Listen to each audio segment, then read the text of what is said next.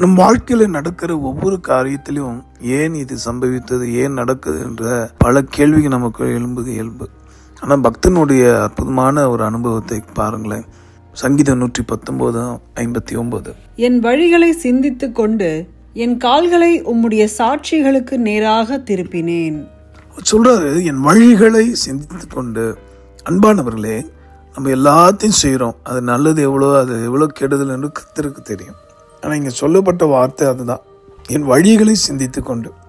ஜீவ வழியில் நடக்கிறோர் ஜீவனுக்கு எதுவான காரியங்களையே சிந்திப்பார்கள். ஆனால் மரண வழியில் நடப்போரோ தகாதவைகளையும் அக்கிரமங்களையும் அநீதிகளையும் விரும்பியே சிந்தித்து கொண்டு இருப்பார்கள். ஆகவே என் கால்களை உங்களுடைய சாட்சிக்கு நேராக திருப்பினேன். இதோட அர்த்தம், என் வழிகள், என் வாழ்க்கையை உங்களுக்கு நேராக வந்துட்டாண்டவரே. அன்பானவர்களே, இது ஒரு நல்ல தருணம். தயவு செய்து சிந்தித்து பாருங்கள். இன்று உங்கள் குடும்பத்தில் வந்திருக்க நிலைமை, இன்று உங்கள் தனிப்பட்ட வாழ்க்கை வந்திருக்க நிலைமைக்கு, தீங்குக்கு ஆண்டவர் முடிவு கட்ட விரும்புகிறார். நம்முடைய கால்களாகிய நம்முடைய பாதைகளை அவருக்கு நேராக திருப்புவோமா? உதவி செய்வார். ஜெபிப்போம். நன்றி ஆண்டவரே, சிந்திக்கிற இருதயத்தை நீ தந்திருக்கிறீர். மனிதனுக்கு 6 அறிவை தந்த தெய்வம் நீர்.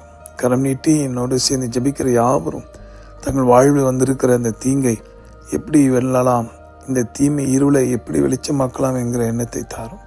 உங்களுடைய பாதையில் உங்களுடைய வசனத்துக்கு நேராக திரும்பும்போது நிச்சயமா ஜீவ ஒளி, ஜீவ பாதை உண்டு. அந்த சமாதான பாதையிலே நடத்தும். ஆசீர்வதியும். இயேசு மூலமாக வேண்டுகிறோம் நல்ல பிதாவே. ஆம். நாம் எல்லோரும் மனம் திரும்பி எல்லா மக்களும் க்ஷேமம் அடைய உங்களுக்காய் திறப்பு நின்று ஜெபிக்கிற உங்கள் அன்பு சகோதரர் மணியையர். God bless you.